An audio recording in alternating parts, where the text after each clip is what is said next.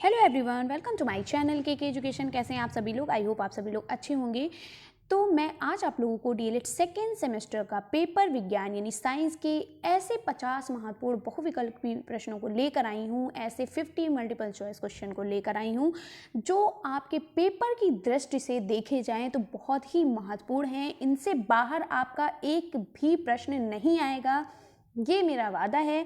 तो चलिए देखते हैं कि पेपर में आपसे जो भी इस तरीके के महत्वपूर्ण बहुविकल्पी प्रश्नों को पूछा जाता है और जिनके आने की संभावना है उसके बारे में आज चर्चा करते हैं। तो अगर आप चैनल पर नए हैं तो चैनल को लाइक, सब्सक्राइब और शेयर करिएगा, बेल आइकन को प्रेस कर लीजिएगा ताकि इसी तरीके की महत्वपूर्ण वीडियो, इसी तरीके की इंपॉर्टेंट वीडियो आपको मिलती रहे। तो चलिए देखते हैं। तो आपका स्क्रीन पर पहला क्वेश्चन है कि सूर्य के प्रकाश को पृथ्वी तक आने में कितना समय लगता है। तो आपको पता है कि सूर्य के प्रकाश को पृथ्वी तक आने में केवल और केवल 8 मिनट लगते हैं। ठीक है, क्या लगता है? सूर्य के प्रकाश को पृथ्वी तक आने में कितने मिनट लगते हैं? 8 मिनट लगते हैं। ठीक है, 8 मिनट लगते हैं। या कभी कभी आपके पेपर में दे दिया जाता है कि 20 सेकेंड, 20 सेकेंड भी हम कह सकते हैं और 8 मिनट भी लगते हैं, 8 मिनट 20 सेकेंड। ठीक है, नेक्स्ट है आपका दूसरा क्वेश्चन है, जब पृथ्वी की उपछाया से होकर चंद्रमा गुजरता है तब होता है। क्या कहा है? जब पृथ्वी की उपछाया से होकर चंद्रमा गुजरता है तब वहां पर क्या होता है? पूर्ण चंद्रग्रहण होता है, या सूर्य चंद्रग्रहण होता है, या खंड चंद्रग्रहण होता है, या चौड़ा प्रकाश हेतु। तो जब भी पृथ्वी की उपछाया से हमारा चंद्रमा होकर गुजरता है तब क्या होता है? खंड चंद्र ग्रहण होता है। क्या होता है? खंड चंद्र ग्रहण होता है। और सूर्य ग्रहण, चंद्र ग्रहण, ठीक है, और खंड चंद्र ग्रहण, इस सब के बारे में मैंने आपको अच्छे से विद डिटेल मैंने वीडियोस में आपको बताया है। अगर आपने वीडियो को नहीं देखा है तो अच्छे से देख लीजिएगा, ट्रिक वाइज बताया है ताकि आप भूल ना सके। ठीक है, तो चलिए आगे बढ़ते हैं। भारत के पहले अंतरिक्ष यात्री थे। तो आपको पता है भारत के, यहाँ पर भारत की पूछा है, तो भारत के पहले अंतरिक्ष यात्री जो थे आपको अच्छे से पता है कौन थे? राकेश शर्मा जी थे। कौन थे? राकेश शर्मा जी थे। नेक्स्ट है, नासा का मुख्यालय स्थित है। तो नासा का मुख्यालय, जिसको हम इंग्लिश में इस तरीके से लिखते हैं नासा, नासा में एन का फुल फॉर्म जो होता है वो होता है नेशनल, ए फॉर एरोटिक और S for and national aeronautic and space for administration, ये पूरा इसका फुल फॉर्म होता है। और नासा का जो मुख्यालय है वो कहाँ पर स्थित है? वो हमारा वॉशिंगटन डीसी में स्थित है। ठीक है, नेक्स्ट आपका क्वेश्चन, तो कभी कभी आपकी क्या होती है, नासा आपका फुल फॉर्म भी पूछ लिया जाता है। तो जब भी फुल फॉर्म पूछा जाए तो आप कंफ्यूज मत होइएगा। तो नासा का फुल फॉर्म क्या होता है? National aeronautic and space administration. ठीक है, और इसका जो मुख्यालय है वो कहाँ स्थित है? इसका मुख्यालय वॉशिंगटन डीसी में स्थित है। नेक्स्ट है आपका, सूर्य का सबसे निकटतम ग्रह क्या है? तो सूर्य का, देखिए यहाँ पर ऑप्शन थोड़ा वो हो गया, चलिए कोई बात नहीं, इसके यहाँ है, एक सेकेंड। तो सूर्य का सबसे निकटतम ग्रह क्या है? अरुण, वरुण, शनि, बुध, तो आपको पता है बुध, शुक्र। ठीक है, बुध, शुक्र, मंगल, पृथ्वी, बुध, शुक्र, पृथ्वी, इस तरीके से स्टार्ट होता है ना। तो सूर्य का सबसे निकटतम ग्रह जो है वो बुध है। और अगर यही पूछा जाए कि सूर्य का सबसे दूरस्थ ग्रह कौन सा है, तो आपका है बृहस्पति। और आपसे पूछा जाए कि सूर्य से तीसरे नंबर पर कौन है, तो पृथ्वी हमारा तीसरे नंबर पे है। ठीक है, तो सूर्य का सबसे निकटतम ग्रह क्या है? बुध है। और सबसे दूरस्थ ग्रह जो है वो है वो है आपका वरुण, वो आपका है वरुण। ठीक है, अरुण, वरुण, यानी वरुण सबसे लास्ट में आता है। तो सूर्य का सबसे दूरस्थ ग्रह जो है वो वरुण है। ठीक है, और इस तरीके का ये बहुत ही इंपॉर्टेंट, देखिए जितने भी महत्वपूर्ण प्रश्न हैं जो पूछे जाते हैं और जिनकी संभावना है उन्हीं को मैं यहाँ पर लेकर आई हूँ, फालतू की यहाँ पर बकवास नहीं होगी। नेक्स्ट है, बलुई दोमट मिट्टी में रेत की मात्रा होती है। तो यहाँ पर बलुई दोमट मिट्टी की बात की गई है। तो बलुई दोमट मिट्टी में जो रेत की मात्रा होती है वो आपकी होती है 60 से 80% होती है। ठीक है, 60% से 80% होती है। नेक्स्ट आपका क्वेश्चन है, नियमित खाद के प्रयोग से होती है। तो नियमित खाद के प्रयोग से जो हमारी उपज की क्या होती है? वृद्धि होती है, उसकी ग्रोथ होती है। ठीक है, तो उपज की क्या होती है? वृद्धि होती है। नेक्स्ट है हमारा, कंपोस्ट खाद बनाई जाती है। तो आपको पता है जो कंपोस्ट खाद होती जो है वो हमारी जो होती है वो गोबर से भी बनाई जाती है और वो हमारी कचरा से भी बनाई जाती है, यानी इन दोनों से बनाई जाती है। तो आपका उत्तर आ और बा दोनों सही होगा, इसलिए हमारा उत्तर सा सही है। ठीक है, यानी गोबर और कचरा, कूड़ा कचरा से भी बनाई जाती है। नेक्स्ट है नाइट्रोजन उर्वरक से पौधे बढ़ते हैं, किस तरीके से बढ़ते हैं, अतिशीघ्र गति से या धीमी गति से या बढ़ते ही नहीं है या इनमें से सभी। तो जो नाइट्रोजन उर्वरक होता है, नाइट्रोजन उर्वरक से जो हमारे पौधे होते हैं वो अतिशीघ्र गति से बढ़ते हैं, बहुत तेजी से बढ़ते हैं, ठीक है। नेक्स्ट है कीटनाशक दवाओं के प्रयोग से वृद्धि होती है, किस चीज़ की वृद्धि होती है, जब भी आप कीटनाशक दवाओं को डालते हैं तो हमारे पौधों में रोगाणु प्रतिरोधक क्षमता की वृद्धि होती है। क्या होती है? रोगाणु प्रतिरोधक क्षमताओं की वृद्धि होती है। तो उत्तर नंबर आ आपका सही है, यहाँ पे रोगाणु प्रतिरोधक नहीं प्रतिरोधक होगा। नेक्स्ट है आपका खरीफ की फसल है, आपको पता है रबी की फसल में क्या होता है, रबी की फसल में गेहूं, चना, मक्का, ठीक है, जितनी भी दालें आती हैं वो सब आपके रबी की फसल में आती है। खरीफ की फसल में क्या होता है, खरीफ की फसल में आपके धान की फसल होती है, ठीक है। नेक्स्ट है डिबलर से बुआई नहीं होती है, गेहूं की, चने की, धान की या बाजरा की। तो डिबलर से जो बुआई जो होती है वो किसकी नहीं होती है, डिबलर से हमारी जो बुआई है वो हमारी किसकी नहीं होती है, गेहूं की, चने की, धान की या बाजरा की। तो हमारे डिबलर से जो बुआई है वो होती है धान की नहीं होती है, ठीक है। यहाँ पे धान क्या बोलते हैं, इस तरीके से लिखा जाएगा, ठीक है, एक मात्रा लगेगी, तो धान की नहीं होती है। नेक्स्ट है सिंचाई की कटाऊ पानी विधि है, तो सिंचाई की कटाऊ पानी विधि को हम अप्लावन या प्रवाह विधि भी कहते हैं। विधि भी यहाँ पर गलत लिखा है, इस तरीके से लिखा होना चाहिए, प्रवाह विधि कहते हैं। नेक्स्ट आपका क्वेश्चन है बल का एसआई मात्रक क्या है, तो बल का एसआई मात्रक जो होता है वो होता है न्यूटन, ठीक है, न्यूटन होता है इसको। और जो बल का एसआई मात्रक न्यूटन होता है, इसका फॉर्मूला होता है F बराबर m इंटू ए, यानी कि F आपका बल है और m द्रव्यमान होता है और a आपका होता है त्वरण, ठीक है, यानी बल बराबर द्रव्यमान गुणे त्वरण, ठीक है। तो बल का एसआई मात्रक क्या होता है, न्यूटन होता है। ये बहुत ही पूछा जाता है, जितने भी ये क्वेश्चन मैं आपको पढ़ाती जा रही हूँ सभी बहुत ही इंपॉर्टेंट हैं और सभी को मैं विद डिटेल जहाँ पर होगा कि बताना आपको चाहिए वहाँ पर मैं आपको बताते चलूँगी, जिससे एक से कई सारे क्वेश्चन बनना होगा। जहाँ पर कई सारे क्वेश्चन बनते हैं, कई सारे क्वेश्चन पूछे जा सकते हैं एक क्वेश्चन से, वहाँ पर मैं आपको बताती चलूँगी। तो ये क्वेश्चन कई बार आ चुका है कि बल का जो सूत्र क्या होता है, तो आप क्या कहेंगे, बल बराबर होता है द्रव्यमान गुणे त्वरण, और इंग्लिश में अगर दिया होगा तो होगा F बराबर m इंटू ए, ठीक है। नेक्स्ट है MKS पद्धति में कार्य का मात्रक क्या है, तो MKS पद्धति में कार्य का मात्रक जो होता है वो होता है जूल। क्या होता है, जूल होता है। नेक्स्ट है किसी वस्तु में गति के कारण कार्य करने की क्षमता को क्या कहते हैं, तो किसी वस्तु में आप गति के कारण किसी भी कार्य को करते हैं, उस कार्य करने की क्षमता को हम गतिज ऊर्जा कहते हैं। और यहीं पर कहा जाता है कि किसी भी वस्तु में उसकी स्थिति के कारण कार्य करने की क्षमता को हम क्या कहेंगे, तो हम स्थितिज ऊर्जा कहेंगे, ठीक है। और ये आपकी जो गतिज ऊर्जा है, स्थितिज ऊर्जा हैं, ये दोनों आपके यांत्रिक ऊर्जा के दोनों क्या हैं, प्रकार हैं, ठीक है। तो किसी वस्तु में गति के कारण कार्य करने की क्षमता को हम गतिज ऊर्जा कहते हैं। नेक्स्ट है चिमटा उदाहरण है, देखिए बहुत ही ये जो टॉपिक है बहुत इंपॉर्टेंट टॉपिक है, उत्तोलक आपका, ठीक है। उत्तोलक आपका मोस्ट इंपॉर्टेंट टॉपिक है। इस टॉपिक से आपके 2 प्रश्न पूछे जाते हैं, तो ये जो आपका टॉपिक है इसको अच्छे से पढ़िए। इसको मैंने ट्रिक वाइज बहुत अच्छे से डिटेल में मैंने आपको वीडियोस में बताया है, आप उसमें पढ़िए, ये बहुत ही इंपॉर्टेंट है। तो चिमटा उदाहरण है, चिमटा आपका तृतीय श्रेणी उत्तोलक का उदाहरण होता है। अब मैं इसे डिटेल में नहीं बताऊंगी क्योंकि ये बहुत लेंथी है। नेक्स्ट है पुनः प्राप्त करने वाली यानी नवीकरणीय ऊर्जा का स्रोत क्या है, यानी कि ऐसी ऊर्जा जो कभी खत्म नहीं हो सकती, वो ऊर्जा क्या है, ज्वार भाटा की ऊर्जा, प्राकृतिक गैस, कोयला, पेट्रोलियम। तो कोयला एक बार नष्ट हो सकता है, पेट्रोलियम खत्म हो सकता है, प्राकृतिक गैस खत्म हो सकती है, लेकिन ज्वार भाटा की जो ऊर्जा है वो कैसी है, नवीकरणीय ऊर्जा है जो पुनः प्राप्त की जा सकती है। नेक्स्ट है पुनः प्राप्त होने वाली अनवीकरणीय ऊर्जा का स्रोत क्या है, तो पुनः प्राप्त करने वाली अनवीकरणीय ऊर्जा का स्रोत जो है वो है कोयले की ऊर्जा, पवन ऊर्जा, बहते हुए पानी की ऊर्जा, सौर ऊर्जा। तो वो हमारी है कोयले की ऊर्जा, ठीक है, ये नष्ट भी हो सकती है।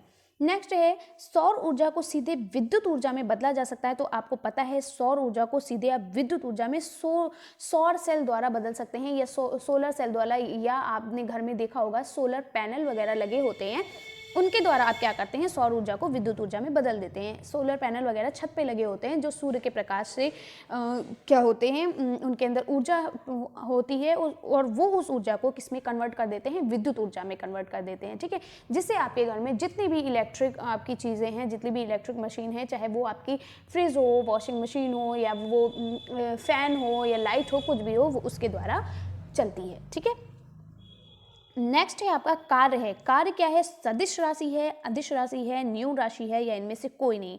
तो सबसे पहले तो हमें ये पता होना चाहिए भैया ये अदिश और सदिश राशि होती क्या है। वैसे तो मैंने आपको विद डिटेल आपको अच्छे से बताया है, हर एक चीज़ को मैंने पॉइंट वाइज आपको साइंस की जितनी भी वीडियो है उनमें कराई है, लेकिन फिर भी मैं यहाँ पर थोड़ा सा बता देती हूँ।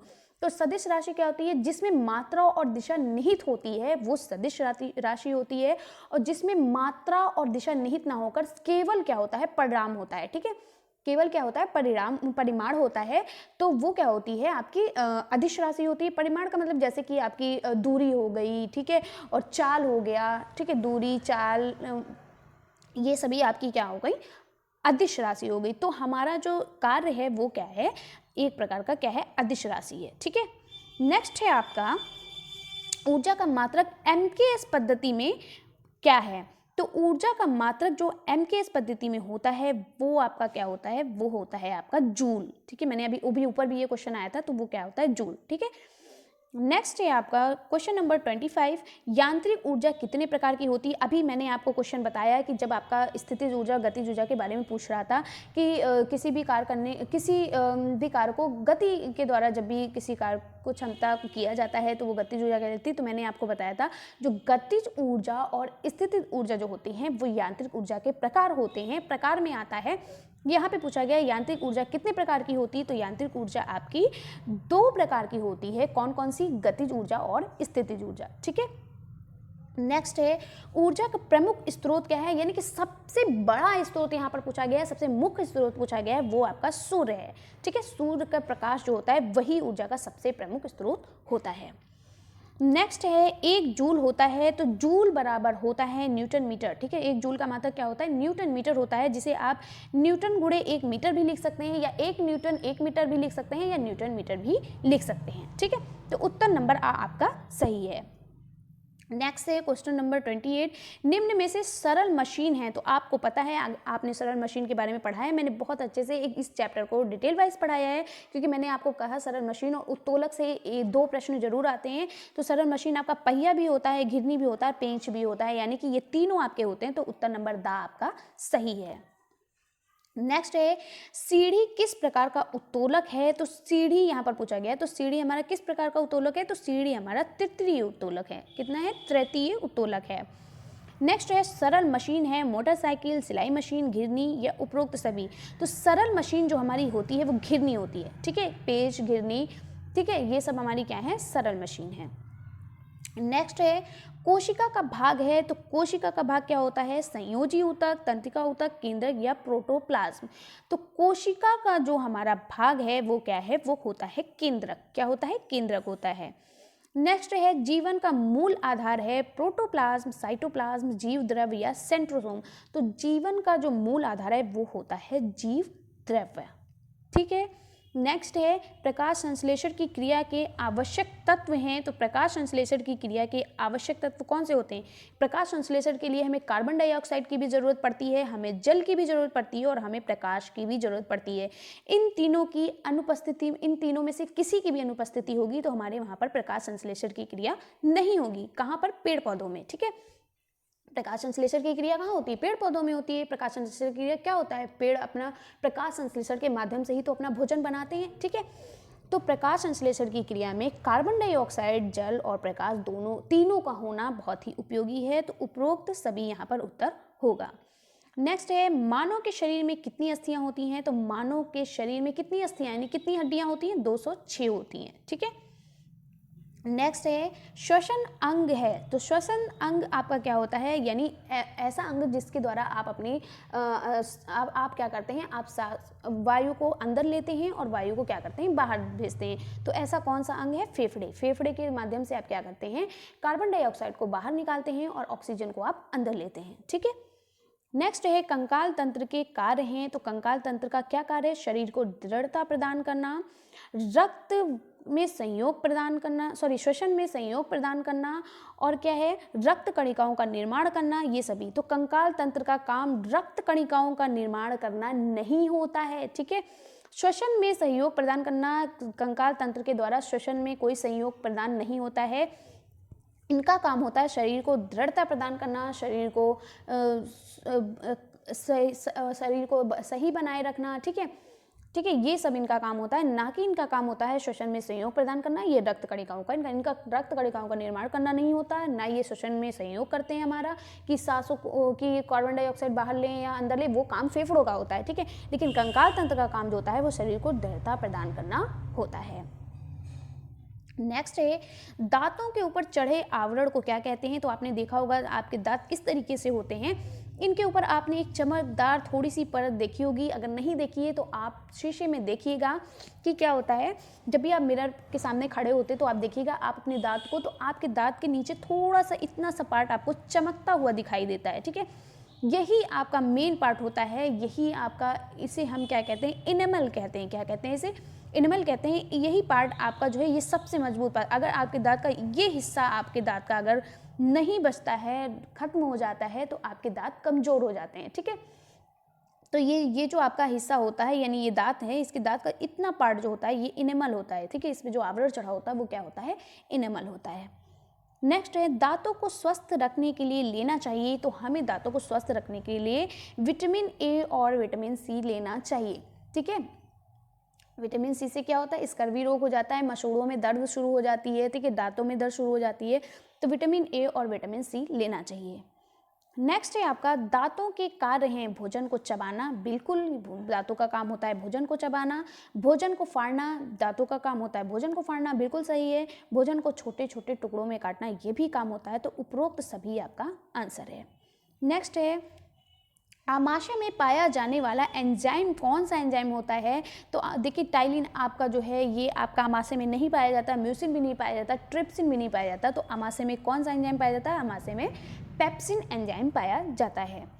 नेक्स्ट है शर्करा का नियमन किसमें करने में सहायक हार्मोन्स है? तो शर्करा का नियमन करने में जो हमारा हार्मोन सहायक है वो इंसुलिन, यहाँ पर गड़बड़ हो गया है, इंसुलिन लिखा होगा, ठीक है, इंसुलिन हार्मोन है, या हम ग्लूकोगॉन भी, अगर ग्लूकोगॉन लिखा होता तो भी सही होता, और इंसुलिन लिखा है तो भी सही है, ठीक है। इंसुलिन या ग्लूकोगॉन हार्मोन होता है, ये पेप्टाइड हार्मोन होता है, ठीक है। ये क्या होता है? ये एक तरीके का पेप्टाइड हार्मोन होता है, ठीक है। नेक्स्ट है आपका जल में घुलनशील विटामिन। तो हमने आपको क्या कहा था कि जल में अघुलनशील विटामिन क्या होता है? कीड़ा। मैंने आपको ऐसे पढ़ाया था, उल्टा लिखना कीड़ा, ठीक है, ADE ये आपके जल में अघुलनशील विटामिन है, क्योंकि ये वसा में घुलनशील विटामिन है। लेकिन यहाँ पर कहा क्या है, केवल इतना याद कर लेना कि वसा में घुलनशील विटामिन क्या है? विटामिन कीड़ा, ठीक है। और बचा क्या हमारे पास? बचा हमारे पास विटामिन बी और विटामिन सी। बी और सी बचा, जो हमारे जल में घुलनशील विटामिन है। तो देखिए ऑप्शन में बी दिया हुआ है, हाँ, विटामिन बी हमारे जल में घुलनशील विटामिन है। आगे बढ़ते हैं, दांतों की मजबूती के लिए आवश्यक हैं। तो दांतों की मजबूती के लिए कैल्शियम और फास्फोरस बहुत ही इंपॉर्टेंट है, ठीक है। 90% कैल्शियम इंपॉर्टेंट है और 10% फास्फोरस इंपॉर्टेंट होता है, ठीक है।